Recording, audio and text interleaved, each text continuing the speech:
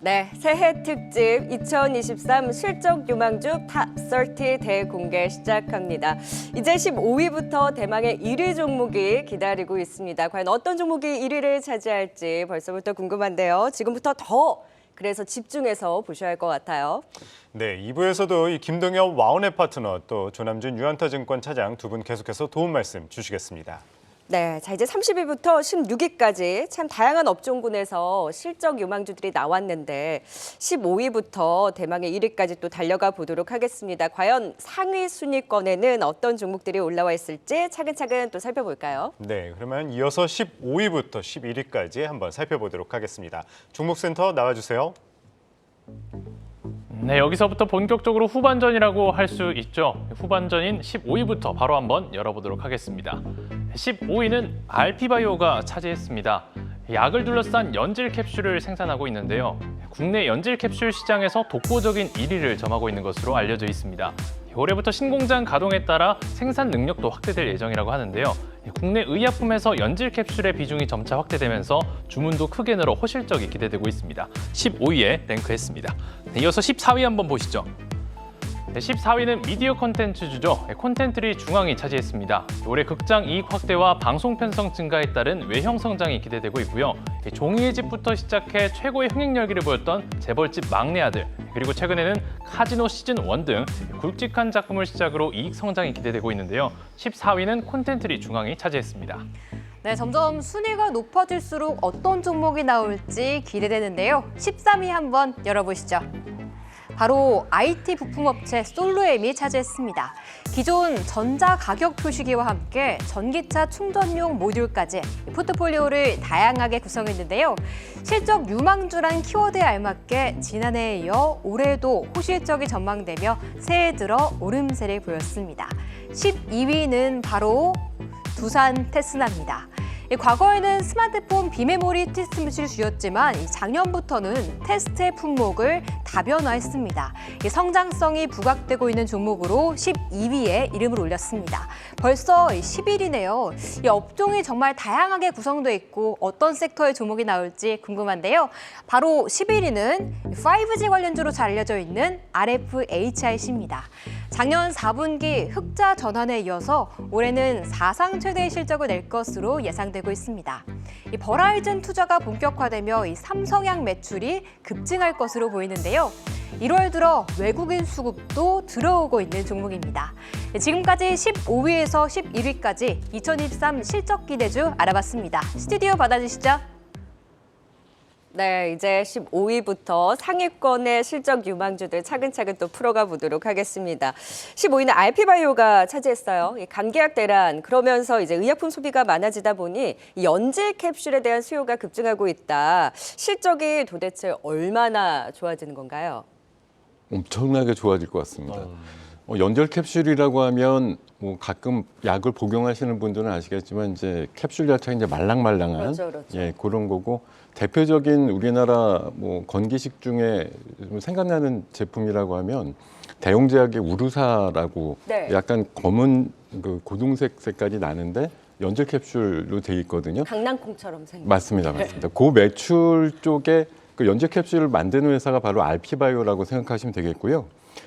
아무래도 목 넘김이 좀 편하고 말랑말랑하기 때문에 드실 때 좀 불편하심이 좀 덜하다라는 관점에서 연절 캡슐을 찾으시는 소비자들이 좀 확대되고 있고 동사 같은 경우는 현재 재작년 기준으로 연절 캡슐 시장의 시장 점유율이 약 55% 정도 되기 때문에 상당히 큰 비율을 차지하고 있는 회사고 강소기업이라고 볼 수가 있습니다. 작년도 9월 달에 상장해서 상장된 지는 얼마 안 됐지만 업계 내에서 차지하는 비중은 꽤 크다라고 말씀드릴 수가 있고요. 현재 향남이라든가 마도 쪽에 공장을 갖고 있는데 지금 현재 받아온 그 수주 실적만으로도 내년 4월까지 풀 캐파로 공장을 돌려도 지금 남는 시간이 없다고 얘기가 나오고 있고요. 올 1분기 중에 3공장을 증설해서 완공을 하게 되는데 그렇게 될 경우에 매출액 500억 정도 추가될 거라는 전망들이 좀 나오고 있습니다. 작년도 매출액도 전년 대비해서 그러니까 재작년 대비해서는 매출이 20% 늘었고 영업이익도 100% 정도 증가가 됐는데요. 올해 예상되는 매출액은 무려 작년 대비해서도 30%가 늘었고요. 또 영업이익도 작년 대비해서 또 더블이 날 겁니다. 더블링이 나는 그런 정도의 규모를 갖고 있기 때문에 올해는 예상치가 영업이익이 한 200억대 초중반 정도까지 나올 수 있다. 이런 전망으로 보시면 현재 가격대는 굉장히 착하고 최근에 공모가가 13,000원대였던 걸 기준으로 보면은 그렇게 멀리 달아나 있지 않은 좋은 기회를 잡을 수 있는 기회다 이렇게 말씀드릴게요. 네, 뭐 상장한 지는 얼마 안 됐지만은 올해도 엄청나게 실적이 좋다고 하니까 한번 기대해 보도록 하겠습니다. 자, 14위는 이 콘텐츠리 중앙입니다. 이 콘텐츠 제작사이자 이 영화관 이 메가박스를 소유하고 있죠.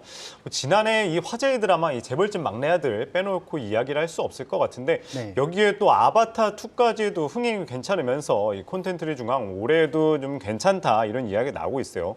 어떻게 보십니까? 자, 이제 2022년 4분기는 여전히 적자가 지속될 거지만 이제 마지막 분기 적자가 되지 않을까 생각하고 있습니다. 자, 2023년부터는 콘텐츠리 중앙이 갖고 있는 모든 부분이 2020년 대비 늘어납니다. 그러니까 콘텐츠 제작이라든가 그리고 메가박스의 관객수, 그리고 작년에 1,000억이라는 거금을 들여서 인수한 플레이 타임의 이익까지 이런 모든 걸 합친다면 이번 연도에 500억 정도의 이익을 예상하고 있지만 그보다 더 크게 나올 가능성이 충분히 있다고 보고 있고요. 최근에 이제 그 채권 발행 시장에서 싱글A 채권들의 그 미달 사태가 좀 나오고 있어요. 네. 이게 어떤 구조로 진행이 되냐면 기간을 통해서 예를 들면 1,000억 원의 채권을 발행한다. 그러면 모집을 합니다. 근데 주관사가 만약에 미달이 나면 주관사가 떠 안아서 결국에 발행은 성공을 하는 거고요. 하지만 이제 심리는 좀 좋아지지 않는 거죠. 하지만 지금 아직까지는 AA 이상 등급만 대부분이 소화가 되고 있고요. 싱글A 이하는 아무리 좋은 기업이라도 채권 발행이 안 되기 때문에 그게 비록 대기업 계열사라 하더라도 대기업의 자체 자금으로 하지 일반적으로 시장에서 소화되지 않고 있습니다. 콘텐츠리 중앙도 A등급 회사채인데요. 그래서 뭐 최근에 이제 채권 발행이 뭐 일부가 미달났다 이런 얘기들이 있는데 이게 주가에 많은 회사들이 좀 반영이 되고 있는데 실제로는 지금 분위기가 좀 그렇다고 보고 있고요. 이게 주가의 어떤 하락을 불볼 만한 이슈는 아니다. 그리고 또 최근에 이제 1월 초부터 이런 문제에 대해서 좀 자본 잠식이라는 잘못된 용어를 좀 쓰는 기사들을 좀 많이 봤어요. 좀 무섭잖아요. 회사가 자본 잠식 되면 망할 것 같잖아요. 근데 실제로 자본 잠식은 자본금이 자기 자본보다 많아지는 경우예요. 그러니까 자기 자본이 자본금보다 적어질 때 자본 잠식이란 용어를 쓰고요.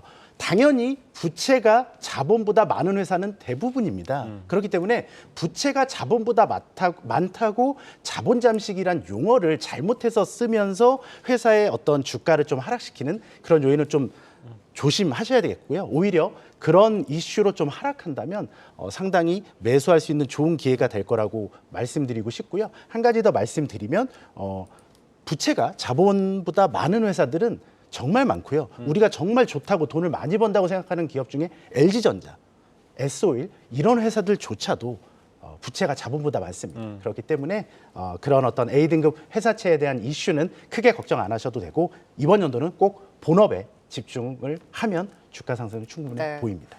근데 콘텐츠주에서 대표적으로 지금 콘텐츠리 중앙이 실적 유망주로 꼽힌 거거든요. 네, 맞습니다. 근데 그 안에서 사실 제일 무거운 종목이에요. 근데 새해에는 다른 콘텐츠 대비 이런 실적으로 조금 더 퍼포먼스가 탄력적으로 나올 수 있다라고 보세요? 원래 탄력적인 주식의 특징이 뭐냐면 올인되는 회사예요. 네. 그러니까 그 하나만 갖고 있어야 정말 탄력적이죠. 근데 콘텐츠리 중앙은 너무도 많은 사업을 갖고 그건 있어요. 그래요. 드라마 제작사 15개를 넘게 갖고 있고 어우. 하물며 중앙일보.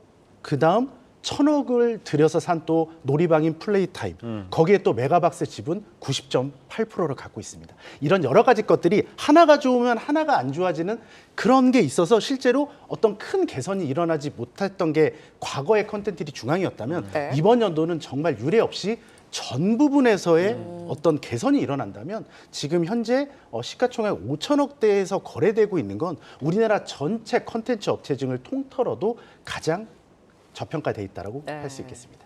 그 안에서도 가장 또 저평가되어 있는 만큼 또 실적주로서 콘텐츠리 중앙 살펴보도록 하겠습니다. 자, 이번에 13위 종목 솔레임도 살펴볼까요? 연초부터 좀 살아나고 있는 종목이에요. 백화점이나 대형마트에서 이제 전자가격 표시기를 네, 납품하는 맞아요. 업체인데 네. 인건비 절약 효과가 나오면서 오히려 인플레이션 시대의 그 수혜를 봤다고요. 맞습니다. 그게 전자가격 표시라는 거 요새 이제 마트라든가 가시면 제품 바로 밑에 명찰처럼 이렇게 써 있는 네네. 그런 거 보실 텐데 옛날에는 전부 다 종이화돼 있었기 때문에 가격이 바뀌거나 뭐 용량이 바뀔 때마다 일일이 그것들을 부착하시느라고 몇 명씩 소요되던 인건비 같은 것들이 있었거든요. 그런 부분들이 이제 전자가격 표시제로 바뀌면서 훨씬 더 수고를 덜었기 때문에 100점포 정도 갖고 있는 마트 기준으로 연간 한 60에서 70억 정도의 비용 효과, 절감 효과들이 있다라고 추산이 나오고 있을 정도로 이 전자표시 가격 표시기에 대한 시장 관심이 굉장히 커지고 있다는 게 하나의 동사의 투자 포인트가 될 거고요. 영업이익률이 한 10% 정도 나오기 때문에 기존에 했던 TV 쪽에 들어갔던 보드 관련된 영업이익률에 비해서 굉장히 개선되는 효과를 갖고 있습니다. 이 시장도 굉장히 크고요. 이 동사가 안고 있는 시장 점유율 기준을 봤을 때 글로벌 단으로 이 솔루엠의 ESL이라고 하는 전자 가격 표시기 2등 정도 할 정도로 굉장히 그 업계에서 차지하는 비중이 크다는 말씀 드리겠고요. 올해 같은 경우는 작년 대비해서 또 매출액이라든가 영업이익이 약 한 30-40% 정도 늘어날 걸로 보입니다. 그래서 지금 현재 사실 덩치가 작은 회사는 아닌데요. 영업이익이 올해 한 1,100억 정도 나올 것으로 보이기 때문에 그게 걸맞는 실적이 나올 것이고 또 덩치도 계속 커질 수 있는 가능성. 최근에 뭐 연초 이후에 흐름들이 굉장히 좋은데 아무래도 이 종목 같은 경우는 최근 실적이 좋아지는 것들을 잘 반영하고 있는 중간이고 아직까지 최종 목표까지 도달하기에는 상당히 좀 여유가 있다라는 관점에서 접근을 하셨으면 좋겠습니다. 네. 예. 이어서 12위 두산 테스나입니다. 사실 이 반도체 후공정 기업이죠. 지난해 이제 두산이 인수하면서 또 이슈가 됐었는데 이 두산이 이 반도체 후공정에 좀 집중적으로 투자한다고 이야기를 하면서 좀 기대가 될 것 같은데 어떻게 보십니까? 네, 두산 테스나는 두산그룹이 인수 전부터도 상당히 우량한 회사였고요. 특히 IT 업종들이 2022년도에 실적 감익을 좀 겪었었는데요. 테스나는 그런 실적 감익에서 벗어나 있는 업체였습니다. 2019년에 한 1,000억 원의 매출에서 그 다음에 1,300억, 그리고 그 다음에 2,000억, 작년에는 2,500억이 넘는 영업이익 매출이 예상되고요. 특히 영업이익에서는 분기 단위 작년 4분기가 최대 실적이고요. 그럼 이런 실적이 잘 나오는 업체들의 특징이 뭐냐면 이제 피크아웃 논란이에요. 이번 연도도 20% 이상의 영업이익 개선이 예상됩니다. 자, IT 업황이 안 좋은데도 불구하고 지금 테스나의 실적이 좋은 이유는 여러 가지가 있는데, 자, 예를 들면 테스나니까 반도체의 어떤 분량을 테스트하는 후공정 업체거든요.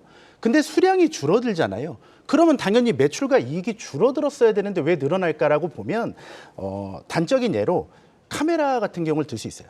자, 핸드폰이 1년에 1,000만 대가 팔린다고 하면 작년에 500만 대로 줄었습니다. 그럼 매출이 줄어야 되는데 화소수가 늘어났잖아요. 그러면 테스트 기간, 그러니까 시간이 늘어나요. 그럼 그거에 따른 매출이 늘어납니다. 그러니까 Q의 감소를 P의 증가로 상쇄시켜서 썸으로는 합계가 플러스가 되는 그런 상당히 긍정적인 요인을 이루어지고 있고요. 특히 두산그룹에 이제 편입되면서 두산그룹도 마찬가지로 이제 채권 시장에서 이제 BBB 등급으로 분류가 되면서 상당히 자금 조달이 쉽지 않은 회사예요. 근데 두산그룹도 이번 연도부터 좀 낮을 가능성이 있기 때문에 어떤 시너지라든가 이런 것들 면에서도 보면 충분히 두산 테스나는 어떤 가치에 비해서 너무 주가의 변동성이 크지 않았다. 그러면 이번 연도에 가장 안정적인 IT 중소형주로 한번 가져가 볼 만한 회사라고 생각합니다. 은근 소부장주에서 실적 유망주들이 속속 나오고 있어요. 두산 테스나도 새해 좀 기대를 걸어보도록 하고요. 이제 11위 종목 RFHRC 5G도 체크해 보도록 하겠습니다. 5G는 새해는 어떨지 사실 연말에만 5G가 움직이고 연초 들어서는 로봇, AI 리오프닝에서 수급을 다 뺏어가다 보니까 5G가 상대적으로 쉬고 있었거든요. 이 RFHRC가 실적으로 좀 보여줄까요? 사실 5G 전반적으로 한 3년째 희망 고문입니다. 맞아요. 네, 맞아요. 실적 매우 좋아집니다. 이거 사실 1년 전에도 나왔던 얘기고 2년 전에도 우리나라 5G 상용화하면서 이제는 드디어 터집니다라고 했던 섹터가 바로 5G인데 코로나 때문에 인프라 투자라든가 이런 5G 상용화 일정들이 각 나라별로 좀 지연되면서 역시 또 좀 효과를 좀 갖지 못했던 면이 있습니다만 전 세계적으로 이제 엔데믹 국면이 됐기 때문에 드디어 상용화의 시점들이 좀 앞당겨지고 있다라고 얘기를 하고 있어서 동사의 경우 작년도까지는 좀 힘들었지만 올해는 정말 될 겁니다라고 하는 희망 어린 얘기들이 다시 한번 또 쏟아져 나오고 있는 관점을 한 번 더 믿어주기로 했습니다. 그래서 통신 장비라든가 방산용 레이더 쪽에 들어가는 제품을 만드는 회사인데요. 동사가 원래 한 3년 전까지만 해도 화웨이 쪽 비중이 워낙 컸기 때문에 네. 화웨이가 이번에 3년 동안 사실 미국 쪽에 압박을 엄청 받으면서 동사의 매출도 완전 쪼그라들었었습니다. 그래서 재작년에 실적이 매출단으로 엄청나게 크게 좀 부러지는 면들이 있었는데 빠르게 삼성 쪽으로 좀 방향을 돌리면서 재작년부터 이제 매출이 다시 회복되는 면들이 있고요. 지라갈륨이라고 하는 특수한 소재를 기반으로 하는 그 칩들을 만들면서 관련되는 매출단에서 좀 흐름이 있고 최근에 미국이라든가 인도 쪽에 매출이 좀 견조하게 회복되는 면들을 보여주고 있거든요.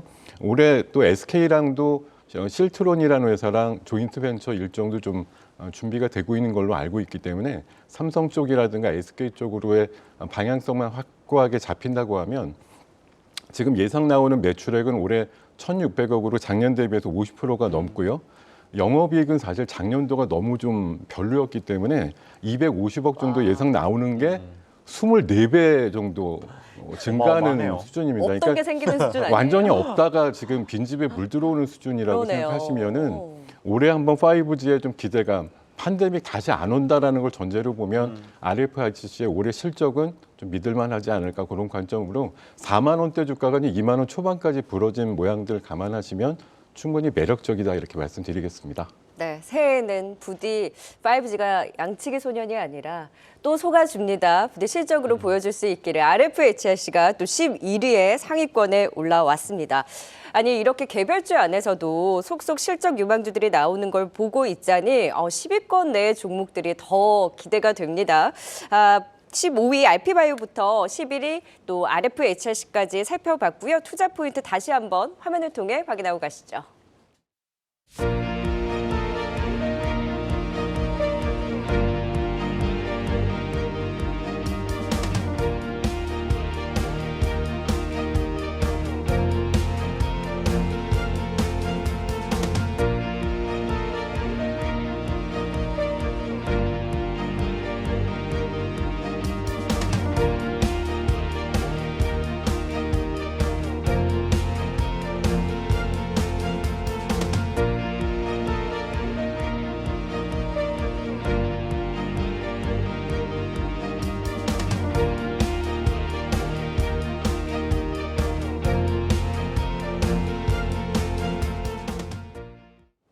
네, 드디어 탑 10까지 올라왔습니다. 이 10위 안에 있는 종목들은 어떤 종목들인지 참 궁금한데요. 우선 10위부터 6위까지 어떤 종목들이 차지하고 있는지 알아보도록 하겠습니다. 종목센터 나와주세요.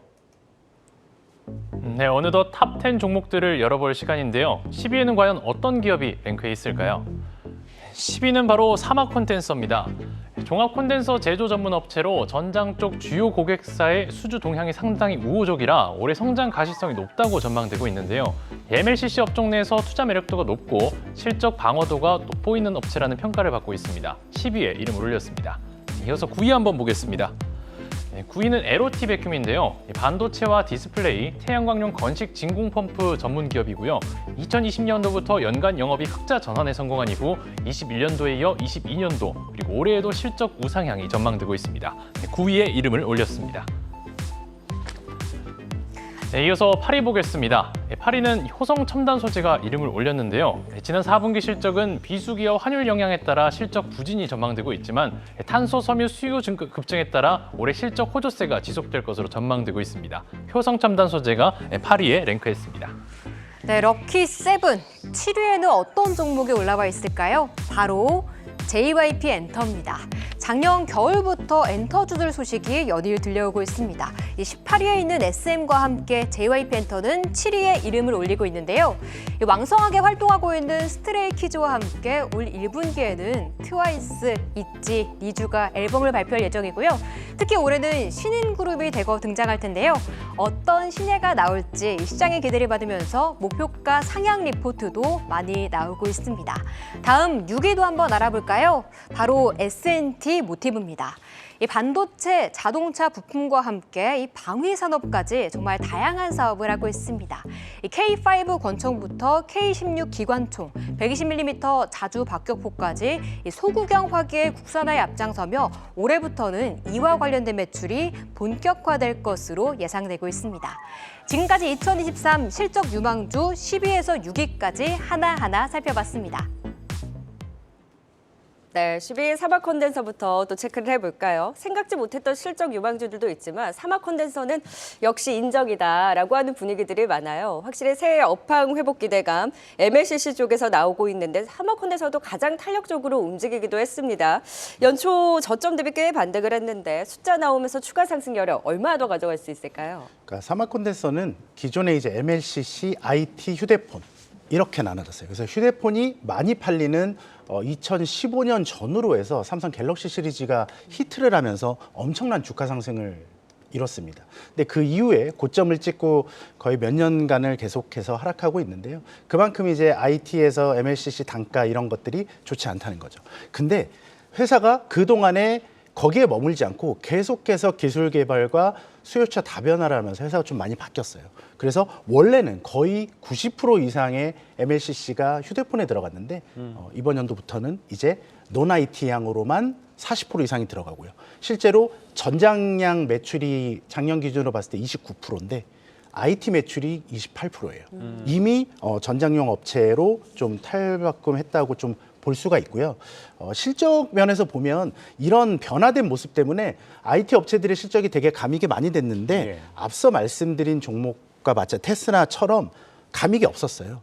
작년에도 보면 한 자릿수의 감익이 예상이 돼요. 그만큼 실적 안정성을 좀 했고요. 기존에 이제 IT 휴대폰이 좀 좋지 않았는데 이제 중국이 풀리게 되잖아요. 자, 중국이 풀리게 되면서 이제 중국 로컬 업체들에 대한 휴대폰 판매 급증도 예상을 할 수 있고요. 그리고 삼성전자의 저가 라인의 휴대폰도 충분히 22년 대비해서는 좀 높아질 가능성이 있어요. 그렇게 본다면 사막 콘덴서의 기존에 좀 부진했었던 MLCC 매출, IT양 휴대폰 매출이 늘어날 가능성이 충분히 있고요. 그래서 지난 한 2, 3년간은 실적 베이스가 좀 닫혀있는 느낌이었거든요. 근데 이번 연도부터 이런 전 부분에서의 어떤 성장이 일어난다면 충분히 이번 연도에 좀 군계 일학의 IT 부품주로 한번 도전해 볼 수도 있지 않을까 생각하고 있습니다. 네, 이어서 9위 에로티베큐입니다. 이 국내 유일의 건식 진공 펌프 업체죠. 사실 이 지난해에도 실적이 좋았는데 올해도 괜찮을 거다라는 분석이 많이 나오고 있어요. 네, 맞습니다. 기대해 볼 만할까요? 네, 그래서 저도 좀 들고 나와봤는데요. 뭐 방금 말씀 주신 거에 또 딱 그 힌트가 있습니다. 국내 유일이라는 거거든요. 예. 그러면 국내 유일 업체의 특징이 뭐냐? OP 마진이 많습니다. 왜냐하면 다른 경쟁자들이 대체할 수 없는 기술과 제품들을 공급을 하기 때문에 원청업체에서 함부로 단가를 후려칠 수 없다라는 그런 좀 장점이 있을 것 같은데 지금 습식보다는 건식 진공 펌프를 많이 쓰고 있습니다. 이게 환경 이슈 때문에 물이라든가 이런 것들 좀 오염되는 걸 막을 수 있는 건식 방식을 좀 더 선호하는 그런 경향이 있고 평택의 그 3공장 같은 경우는 원래 영국의 1등 업체가 있습니다만 거의 대등한 수준으로 에로티비쿰의 제품이 들어가는 걸로 지금 확인이 되고 있고 4공장이라든가 이런 거 신설과 함께 진공 펌프의 어떤 그 사용 빈도라든가 이런 것들이 공정이 훨씬 세밀화되고 세분화되기 때문에 그 공정마다 쓰이는 진공 펌프의 어떤 숫자라든가 이런 것들이 의미 있게 늘어날 거다 이런 관점이고요. 또 한 가지는 이제 삼성 쪽만 바라보는 게 아니라 중국 쪽의 그 태양광 업체들한테도 이 진공 펌프가 굉장히 많이 쓰이고 있어서 작년에도 거의 한 1,000억에 가까운 수주 모멘텀이 있었는데요. 올해도 추가적인 수주가 가능할 걸로 예상을 하고 있습니다. 그래서 이런 것들 감안해 보면 올해 매출액이 거의 한 4천억 정도 나올 것으로 보이고 영업이익이 한 390억 정도 나올 것으로 보이기 때문에 네. 그런 거 추산해 보면 현 주가 대비해서 계산을 해보면 퍼가 한 6배 정도 수준밖에 나오지 않는다라는 거. 그리고 특징적인 거 조금 재미있는 거는 그 테슬라가 가끔 머스크가 얘기하는 하이퍼루프라고 하는 개념이 있죠. 진공 탄환 열차. 그거 할 때 진공이란 개념에서 동사가 부각받는 그런 재미도 있다는 거 감안하시면 좋을 것 같습니다. 네, 자리도 잘 지키고 있거든요. 에로티 베큐 뭐 발음 좀 잘해야 합니다. 네, 일단 9위를 차지했고요. 자, 이제 8위 효성 첨단 소재 체크를 해볼까요? 사실 좀 더 강했던 건 효성 TNC였는데 네. 탄소 섬유 시황이 개선이 되나 봐요. 효성 첨단 소재가 8위로 상당히 꽤 높은 순위에 올라와 있네요. 네, 그 효성그룹에는 이제 중요한 회사가 이제 화학과 첨단 소재, TNC 이렇게 세 종목이 있는데요. 그 세 개 종목 중에서는 좀 유일하게 효성 첨단 소재의 실적 안정성이 높기 때문에 8위로 선정을 했습니다. TNC보다 더 높아요? 안정성이 좋죠. 왜냐하면 TNC 같은 경우는 2021년도에 영업이익을 1조 4천억을 벌고 작년에 1,000억을 벌게 됩니다. 근데 첨단 소재 같은 경우는 재작년에 4,700억 정도의 영업이익을 기록하고 이번 연도에는 한 3,300억 정도. 그러니까 실제로 효성그룹주들의 주가는 다 비슷하게 빠졌는데요. 효성 첨단 소재의 실적은 그렇게 빠지지 않았어요. 하물며 효성화학은 그 2021년도에 한 2,000억 정도의 영업이익이 발생했고 작년에 거의 2,500억 이상의 영업 손실을 기록했거든요. 근데 실적이 좀 괜찮게 나왔던 첨단 소재는 비슷한 흐름으로 빠졌다면 좀 뭔가 시장에 오해가 있었지 않나 생각하고 있고요. 네. 효성 첨단 소재는 글로벌 타이어 코드 시장 점유율 1위 회사입니다. 그렇기 때문에 자동차 업황과 좀 밀접한 관련이 있고요. 하지만 자동차가 많이 팔린다, 적게 팔린다 이런 것보다 중요한 게 자동차의 전환이잖아요. 전기차로의 전환. 그러면서 전기차, 기존 내연차보다 전기차에 트이는 타이어가 조금 더 어떤 부품이나 이런 것들이 더 많이 들어가요. 더 단단해야 되고요. 그리고 타이어 코드에서도 기존 차 대비해도 전기차에 들어가는 타이어 코드의 단가가 더 좋다는 거죠. 그러면 그렇기 때문에 지금 현재 이런 마진이 유지가 되고 있는 거고요. 특히 효성 첨단 소재를 얘기할 때 이제 두 가지 포인트가 있는데 가장 중요한 게 이제 탄소 섬유입니다. 네. 탄소 섬유에서 우리나라에서 가장 큰 캐파를 갖고 있고요. 탄소 섬유라는 게 이제 무게는 정말 강철보다도 4분의 1 정도밖에 안 되는데 강도가 10배 이상 높기 때문에 정말 말도 안 되는 곳에 다 쓰입니다. 뭐 우주항공 동체라든가 이런 쪽에 뭐 다 쓰이고요. 특히 이제 수소 관련주로 이제 효성그룹주가 좀 분류가 되는데요. 수소 용기를 이 탄소 섬유로 만들어야지 터지지 않게 만들어야 되잖아요. 터지면 정말 재앙이 일어나거든요. 그래서 효성그룹 같은 경우는 화학에서 수소를 만들고요. 그리고 TNC에서 그거를 액화하고 효성 첨단 소재가 수송을 합니다. 네. 그래서 이번 연도 정부에서 그리고 미국에서도 수소 관련한 어떤 법안들 그리고 세제 혜택 이런 것들이 계속해서 좀 진행되고 있기 때문에 이번 연도는 본업 플러스에서 수소 관련 그러니까 탄소섬유 관련해서는 좀 주목해봐야 할 거라고 좀 생각을 하고 있고요. 곧 서두에 말씀드렸듯이 서프라이즈한 실적이 없었는데 주가는 서프라이즈하게 빠졌어요. 그러면 이번 연도는 정말 어느 정도의 기본으로 돌아가는 회복만 오더라도 정말로 좋은 수익이 나올 가능성이 높은 회사라고 생각합니다. 네, 실적 안정성을 보유하고 있는 효성 첨단 소재까지 알아봤고요. 이어서 7위 살펴보도록 하겠습니다. 7위는 JYP 엔터입니다. 일부에서 이제 주남주차장께서 SM을 또 말씀을 해주셨는데 이 JYP 엔터 어떻게 바라보면 좋을까요? 네, 뭐 엔터사들 골고루 실적도 좋고 이제 팬데믹이 끝나다 보니까 이제 월드 투어를 나서는 그 그룹들 많다 보니까 올해 실적에 대한 기대감은 골고루 있는데 상대적인 우위에 있다고 하는 건 제가 몇 달 전 기사에서 본 겁니다만 JYP는 세무조사를 나가도 털 게 없더라라고 하는 얘기들이 있죠. 그 정도로 굉장히 투명하게 있고 또 대주주라든가 이런 좀 CEO 리스크에서 좀 자유롭지 않은가 생각이 들고 무엇보다도 뭐 대장으로 있는 분이 현업으로 활동한다라는 거 그게 좀 강점이 아닌가 이런 생각을 해보고요. 뭐 방금 그 브리핑 해주신 대로 트와이스 여전히 견조하고 또 있지라든가 스트레이키즈 같은 경우 미니 앨범 내놨는데도 300만 장씩 팔릴 정도로 굉장히 실적을 견인하는 대표적인 그룹으로 성장을 했고요. 무엇보다도 올해 신인 그룹들이 대거에 등용이 될 것 같은데 미국에서 지금 선발하고 있는 신인 그룹들도 한 2, 3월 정도면은 서로 런칭이 된다고 하는 재료들도 있기 때문에 뭐 한 4, 5개 정도 상장사 중에서도 가장 도덕성이 우월하면서도 실적적으로 꾸준하고 또 올해 새로운 멤버들이 등장될 가능성이 높은 JYP에 높은 점수를 드리게 되었습니다. SM보다 확실히 순위가 높네요. JYP 엔터 지켜보도록 하겠고요. 자, 이제 6위 S&T 모티브도 진단을 해볼까요? 최근에 나왔던 리포트 제목이 따박따박이었어요. 그만큼 실적이 따박따박 나온다는 거겠죠. 그 많은 방산주를 제치고 실적 유망주로 올라온 배경이 어디 있을까요? 좀 의외예요. 네, S&T 모티브의 2022년 4분기 실적은 역대 분기 최대 실적을 기록할 예정입니다. S&T 모티브는 이제 매출의 한 80% 정도가 자동차 부품에서 나옵니다. 그리고 수출 비중이 80%에 달하기 때문에 환율 상승의 수혜주였어요. 근데 작년에 환율이 상당히 높았잖아요. 근데 재작년에는 환율이 낮았다는 거죠. 실적의 변동성이 별로 없어요. 그만큼 제품과 환율에 대한 이 해지를 잘하고 있다는 의미로 해석될 수 있고요. 비교 우호적인 환율 여건 하에서도 상당히 높은 실적을 기록했기 때문에 현재 환율이 빠졌다고 당사의 주가가 빠질 이유, 그리고 실적이 빠질 이유는 없다고 보고 있습니다.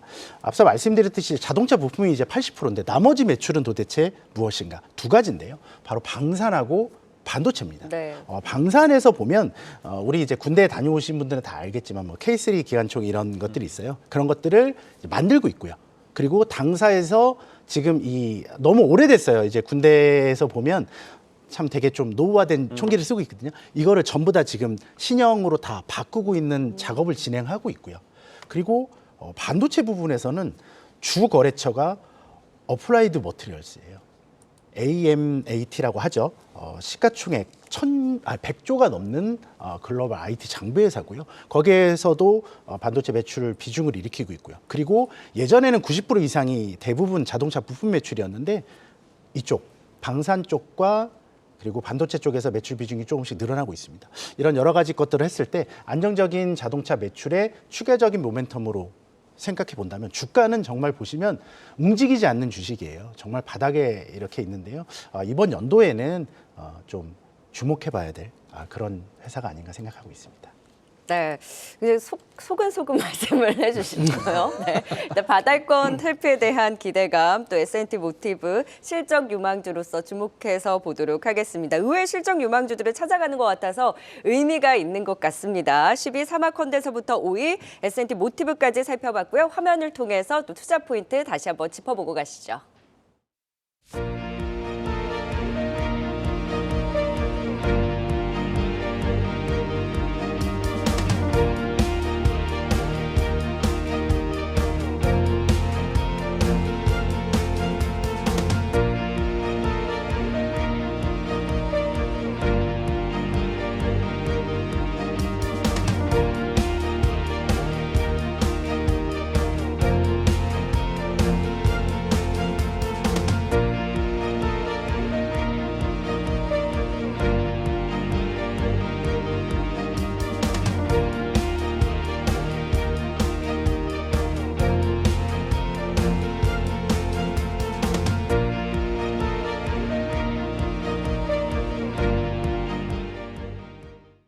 네, 시청자 여러분들 정말 오래 기다리셨습니다. 드디어 이제 대망의 5위부터 1위까지 종목들 어떤 게 있는지 지금부터 살펴볼 텐데요.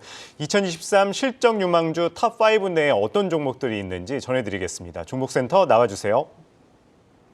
네, 이제 대망의 탑5 종목들이 기다리고 있습니다. 과연 5위에는 어떤 종목이 이름을 올렸을까요? 네, 5위는 호텔과 리조트 사업을 영위하고 있는 아난티가 자리를 잡았습니다. 연내 싱가포르를 비롯해 아시아 시장 진출도 예정돼 있고 국내에서는 올해 6월 신규 리조트 개장을 앞두고 있다고 하는데요. 올해 국내 호텔업계 최초로 매출 1조 원을 돌파할 것으로 전망되고 있습니다. 이어서 4위 한번 보시죠. 4위는 PI 첨단 소재가 자리를 잡았습니다. 세계에서도 손에 꼽히는 PI 필름 제조 전문 업체고요. 이 원 부재료 가격 하락과 선제적인 PI 필름 재고 조정으로 올해 2분기부터 점진적인 매출 회복이 기대되고 있습니다. 올해 실적 가시성이 매우 높다고 평가되고 있는데요. 4위에 이름을 올렸습니다. 설레는 메달권에 들어왔습니다. 동메달 3위는 어떤 종목이 차지했을까요? 바로 포스코 케미칼입니다. 2022년을 뜨겁게 달궜던 종목이죠. 연말에는 차익 실현이 나오면서 쉬어갔지만 다시 1월 들어 상승으로 방향을 틀었습니다. 미국의 IRA법 시행에 따른 수혜와 함께 올해도 양극재 중심의 실적 성장이 기대되고 있습니다. 동메달은 포스코 케미칼이 차지했습니다. 이어서 2위도 살펴볼까요? 네, 그렇다면 2위 은메달은 어떤 기업이 이름을 올렸을까요? 네, 바로 네이버입니다. 경기 둔화 우려와 포시마크 인수에 대한 우려가 존재했지만 증권사에서는 여전히 업종 내 탑픽 의견을 제시하고 있는 기업인데요. 글로벌 매출 확대와 중국 C2C 거래 시장의 성장성을 감안했을 때 중장기적인 성장성도 유효하고 사업 경쟁력도 더욱 강화되고 있다는 측면에서 반등을 모색할 시기라고 평가되고 있습니다. 네이버 2위에 랭크했습니다. 대망의 1위 순서입니다. 홍민 씨, 금메달의 주인공은 누굴까요? 저는 보고 정말 깜짝 놀랐는데 어떠셨어요? 와, 정말 예측도 못할 기업이었던 것 같아요. 다른 기업들은 뭐 조금 예측할 수 있던 순위들에 있었는데 1위는 예측을 하지 못했는데요. 소영 씨가 오픈 한번 해주시겠어요? 네, 그렇다면 지금 바로 공개합니다. 대망의 1위는 바로 네오위즈입니다. 작년에 힘들었던 게임주가 올해는 조금 나아지려는지 대망의 1위를 차지했습니다. 네오위즈의 4분기 실적은 부진할 것으로 보이지만 올해에는 신작 게임 출시를 바탕으로 우려 요인이 해소될 것으로 보이고 있습니다. 바로 지난해 게임스컴 어워드 3관왕을 차지하면서 주목받았던 피해 거짓이 올해 3분기에 출시될 예정이고요. 이와 함께 또 신작 게임 총 10개가 대기하고 있어 라인업의 다변화도 가능할 것으로 전망되고 있습니다. 2023년 실적 유망주 1위는 네오위즈가 왕관을 차지했습니다. 네, 지금까지 증권사 애널리스트와 전문가가 보는 2023 유망 종목 30위부터 1위까지 살펴봤습니다. 네, 두구두구 대망의 1위는 네오위즈였습니다. 네, 아니 저는 지금 상위권 종목들을 쭉 살펴보니까 포스코 케미칼은 어느 정도 예상을 했거든요. 근데 그 외 나머지 종목들은 아니 이 종목들이 이렇게 높은 순위에 올라왔다니 좀 놀란 종목들이 많아요. 자, 대망의 1위 네오위즈는 좀 아껴두고 차근차근 5위부터 좀 체크를 해볼까요? 5위는 아난티. 새해 들어서 확실히 좀 달라진 모습을 보여주고 있는데 이제 대북주에서 실적주로 좀 거듭나는 것 같아요. 맞습니다. 사실 몇 년 전만 해도 남북 경협이 될 때는 올라갔다가 조금 관계가 흐트러지면 주가가 많이 빠졌는데 최근에 사실 대북 쪽과 관련해서 좋은 이슈가 없기 때문에 주가가 좀 많이 착해진 면이 있었는데 이제 동사는 실적주로 보셔야 되는 새로운 모멘텀을 가지고 있다고 생각이 들고요.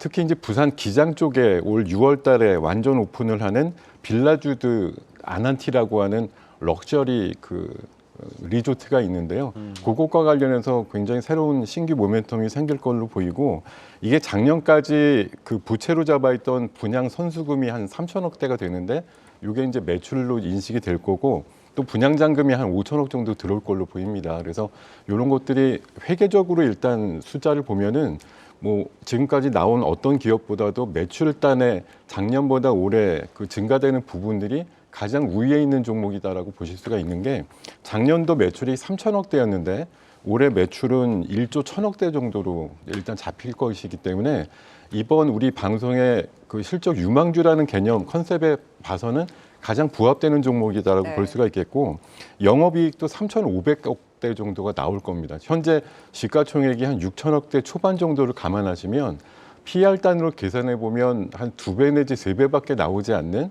그런 좀 저평가 상태를 극히 좀 나타낼 종목이라고 생각이 들기 때문에 이번 그 상위권 등수가 조금 의아하실 수도 있지만 동사가 실적주로 거듭나고 있고 그 럭셔리 리조트 사업 쪽에 우뚝서는 강자 그리고 역시 마찬가지로 엔데믹이라든가 리오프닝 관점에서 좀 리조트를 찾는 그런 분들이 많아질 수 있다는 것에서 실적 증가가 분명히 나올 거다 이런 관점으로 보시면 좋을 것 같습니다. 네, 이어서 이 4위 종목도 살펴보도록 하겠습니다. 이 4위도 사실 좀 의외의 종목이었어요. 이 PI 첨단 소재. 이 지난해 이 매각무산 이슈 때문에 한동안 말이 많았었는데 이 작년에 이 실적도 별로 좋지 않았단 말이죠. 그런데 올해 이 기대되는 실적주 4위에 올랐는데 어떻게 바라보면 좋을까요? 네, 이번에 이제 저희 그 실적 유망주 이제 탑 30을 저희가 선정을 다 같이 하면서 이제 생각을 했던 게 결국엔 이제 실적도 중요하지만 초점은 이번 연도의 어떤 주가 상승. 실제로 실적이 아무리 좋게 나와도 내가 샀는데 빠지면은 결국에는 이제 실망하게 되잖아요. 그렇기 때문에 그런 것들을 고려했을 때 PI 첨단 소재는 상당히 이번 연도에 유망하다라고 할 수 있겠습니다. PI 필름 글로벌 1위 업체입니다. 작년 4분기 실적은 뭐 평이하게 나올 예정입니다. 하지만 2023년에 다시 한번 20% 이상의 성장이 예상이 되고 있고요. 정말 PI 첨단 소재의 그 PI가 이제 폴리이미드의 약자인데요. 정말 다양한 곳에 쓰입니다. 뭐 디스플레이, 2차 전지, 반도체, IT의 어떤 기기에는 PI 필름이 전부 쓰인다고 보시면 됩니다. 거기에 글로벌 1위 업체라는 거죠. 그리고 지금 제가 뭐 두산 테스나나 그리고 사마콘덴서 이런 회사들의 특징이 뭐였냐면 기존 매출에서 추가적인 매출이 늘어나면서 가격이 방어된다는 거였거든요. 마찬가지로 PI 첨단 소재도 주로 그래도 IT 제품, 뭐 휴대폰 이런 쪽에 쓰였는데요. 현재 전장용 매출이 계속해서 늘어나서 이번 연도 말 기준으로 거의 30%에 육박하게 전체 매출에서 전장용 매출이 늘어납니다. 그만큼 단가가 좋다는 얘기고요. 앞서 이제 말씀드렸듯이 PI 첨단 소재가 매각에 실패했어요. 자, 이것도 현재 기업 가치를 상향해 줄 수 있는 되게 좋은 기회라고 보고 있어요. 현재 PI 첨단 소재는 원래 이름이 코롱 PI였어요. SKC 코롱 PI 첨단 소재였거든요. 근데 SKC와 코롱이 반반씩 지분을 갖고 있는 기이한 구조로 인해서 매각 이슈는 계속 있었어요. 그러다가 이제 사모펀드가 인수를 했고요. 사모펀드가 인수하면 안 좋게 보시는 분들이 있는데 좋은 점은 뭐냐면 재무 구조가 상당히 좋아지고요. 최대 주주의 어떤 리스크가 없어집니다. 그래서 다른 사모펀드로 이전을 하려고 작년에 계약을 맺었고요. 이걸 세컨더리 딜이라고 하는데요. 이게 오히려 좋은 게 뭐냐면 일반 사모펀드 입장에서는 일반 어떤 회장이 기업 경영하는 회사보다는 사모펀드가 운영하는 회사는 계약이 훨씬 쉽기 때문에 작년에 주당 8만 원 선에서 계약이 이루어졌습니다.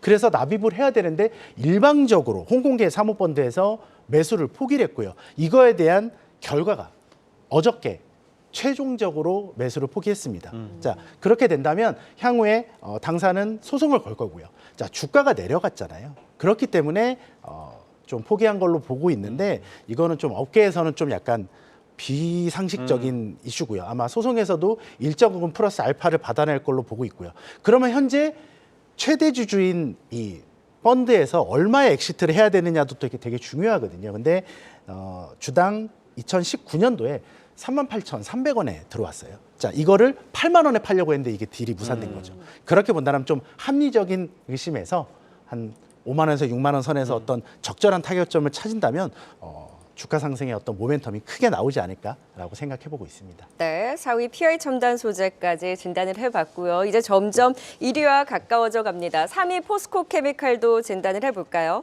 아니, 2차 전지주들이 앞서서 D&T 하나 있었고 거의 찾아볼 수가 없어요. 드디어 이제 포스코 케미칼이 나왔는데 연초에 2차 전지 관련주들이 사실 좀 주춤하고 위축되어 있었잖아요. 그 안에서 이 포스코 케미칼이 그래도 높은 순위로 2차 전지주의 체면을 좀 살려주나요? 사실 작년도에 2차 전지가 굉장히 많이 달렸죠. 그렇죠. 그러다 보니까 가격적으로 한번 피크를 치고 나서 작년도 하반기 말미부터 연초까지 좀 흐름이 좀 부진하다 보니까 아무래도 실적은 좋아지는데도 주가가 좀 앞서서 달렸다라는 관점에서 많이들 좀 픽을 안 해주신 것 같은데 그럼에도 불구하고 포스코 케미칼은 유의미한 실적과 함께 또 최근의 주가 흐름을 감안해 보면 충분히 상승의 여력이 있다라는 관점에서 좀 말씀을 드리고 싶어서 굉장히 상위권으로 좀 포진을 시켰고 우리나라 같은 경우는 사실 반도체라든가 2차 전지를 포함하는 전기차라든가 자동차 쪽이 안 되면 시장 자체가 사실 부진한 측면이기 때문에 2차 전지는 아직까지 미국이라든가 우리나라 기준으로 보면 전기차 침투율이 한 10% 초반이라는 걸 감안해 보면 적어도 한 3, 4년 동안 계속 업황의 성장은 담보돼 있다라고 말씀을 드리고 싶어서 포스코 케미칼 양극재 만드는 회사들 한 너댓 개가 있습니다만 그중에 작년 대비해서 올해 성장률과 실적에 대한 모멘텀이 가장 높은 회사다라는 관점에서 말씀을 드리고요. 다른 회사들보다 강점은 포스코를 통한 수직 계열화가 있어가지고 각종 리튬이라든가 이런 재료들, 양극재라든가 음극재 재료들을 직접 공급을 받을 수 있다는 게 강점일 거라고 생각이 들어서 미국 IRA법의 법안을 좀 피할 수 있는 방법들을 스스로 갖고 있는 회사다. 이런 관점에서 좀 보시면 좋겠고 영업이익이 작년 대비해서 70% 정도 늘어납니다. 3천억대 중반 정도까지 나올 것이기 때문에 최근 주가 하락과 맞물려서 보면 작년 이맘때 생각하셨을 때보다는 훨씬 더 가치가 있는 회사로 탈바꿈되고 있다는 관점을 보시고 대응하시면 좋을 것 같습니다. 네, 이 3위 포스코 케밀까지 알아봤고요. 2위 순위까지 살펴보도록 하겠습니다. 2위는 네이버입니다. 사실 국내 대표 플랫폼주 중 하나죠. 네이버. 그간 이 내수용 기업에만 머물렀는데 최근에 잇따라서 이 글로벌 C2C 기업들을 인수를 했어요. 최근에 이제 왈라팝 최대 주주에도 오르기도 했고요. 근데 이 C2C 시장에 좀 진출한 거 두고도 말이 많더라고요. 그런데도 불구하고 올해 좀 반등을 할 수 있을까요? 자, 네이버를 한마디로 표현하자면 2023년은 잃을 건 없는데 얻을 건 많다. 이렇게 좀 예상해 볼 수 있을 것 같아요. 자, 실적적인 부분에서도 뭐 연간으로 1조 이상의 아주 안정적인 실적을 내고 있고요. 또 이번 연도에는 처음으로 이제 보통 1.3조 원 전후로 계속해서 벌어왔거든요. 근데 1.4조 원 이상의 이익이 예상되고요. 최근에 이제 인수한 기업들의 가치들을 상당히 저렴하게 사면서 기업 가치의 상승 요인을 좀 불러일으키고 있다라고 볼 수 있고요. 하나하나 좀 살펴보면 먼저 포시마크 같은 경우에 미국의 당근마켓이라고 하죠. 8천만 명의 가입자를 가지고 있고요.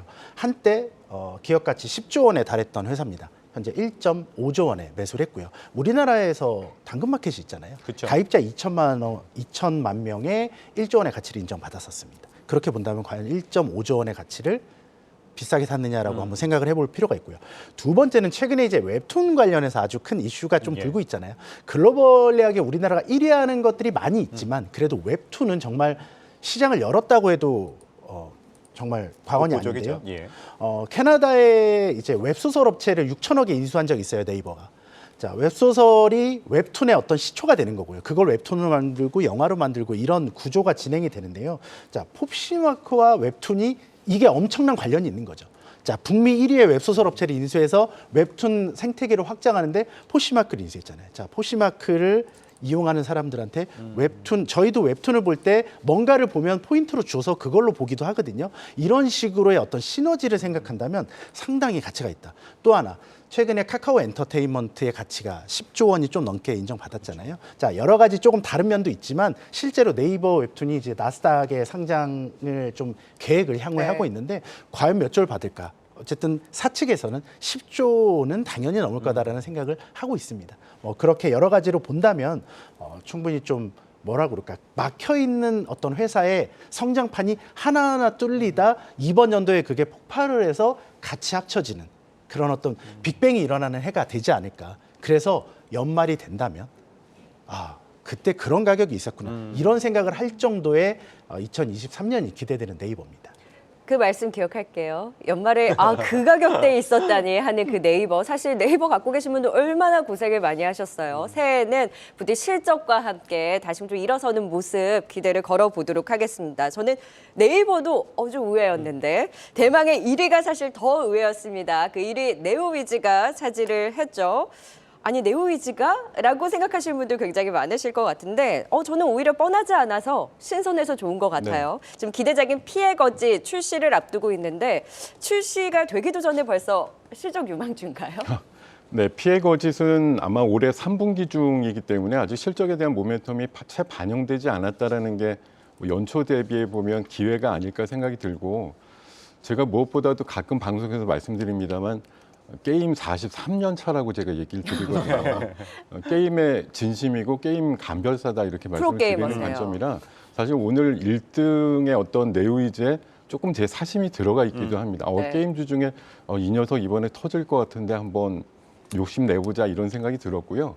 네오위즈는 방금 주신 대로 4분기 때는 조금 그 마케팅 비용이라든가 지스타 참여하면서 돈을 좀 써가지고 적자까지 날 정도로 좀 상태가 안 좋습니다. 그런 건 지금 주가에 최근에 반영이 됐기 때문에 어떻게 보면 착하고 좋은 주가다 이렇게 말씀드리겠는데, 이번에 나올 그 3분기 때 피해 거짓은 작년도 가을에 그 독일의 게임쇼에서 3관왕을 차지했습니다.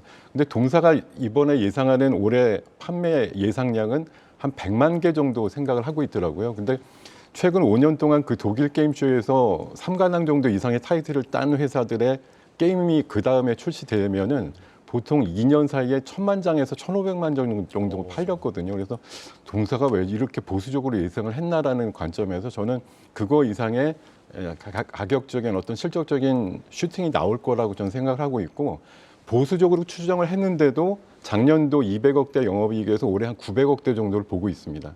영업이익이 전년 대비해서 적어도 3배 내지 4배 늘어나는 것도 보수적인 관점에서 나오는 숫자라고 보기 때문에 피해 거짓이 나오게 되면서 갖고 가게 되는 그 기대 실적인 맞습니다. 거죠. 근데 그게 너무 보수적으로 제 입장에선 받지 않느냐 그런 생각이기 때문에 게임은 43년 차가 봤을 때. 네, 맞습니다. 그래서 최근에 지스타에서 수천 명이 그 실현을 좀 해봤는데 92% 정도가 굉장히 재미있고 만족스럽다는 평가를 받았다라는 것도 네. 하나의 제 뇌리에 좀 박힌 힌트였거든요. 그래서 뭐 물론 더 좋고 굉장한 기업들이 많습니다만 게임주들 같은 경우 최근에 또 그 아랍에미레이트 순방길에 유일하게 포함이 된 게임사가 또 뇌의지예요. 그렇죠.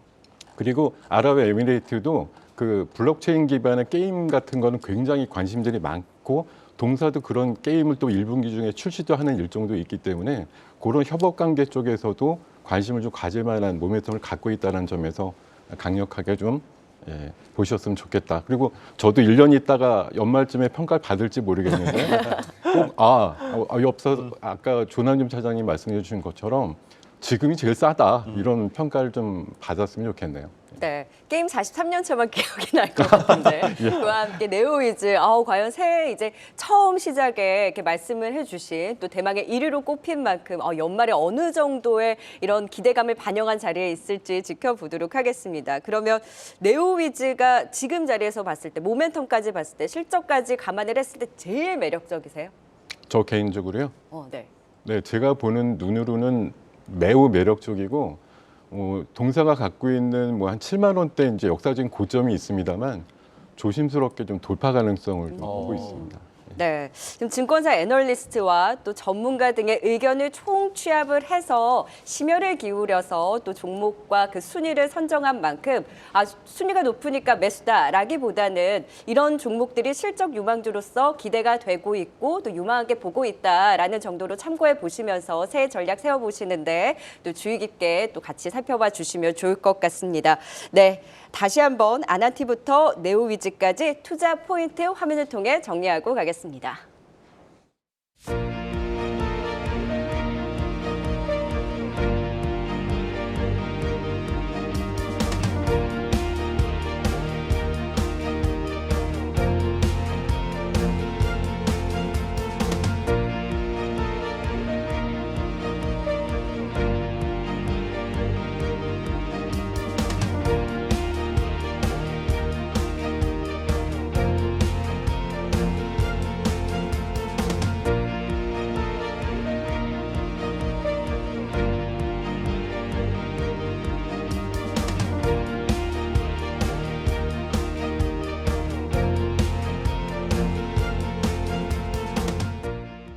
네, 실적 유망주 30위부터 1위까지 꼽아보면서 다시 한번 새해 시장을 준비하는 마음가짐을 정리할 수 있었던 것 같습니다. 실적 유망주 하나하나 진단해 주신 두 분, 지금까지 와운의 김동엽 파트너, 유한타증권 조남준 차장이었습니다. 말씀 고맙습니다. 네, 고맙습니다. 네, 특집 2023 실적 유망주 탑30 여기서 마치도록 하겠습니다. 시청해 주신 여러분 고맙습니다.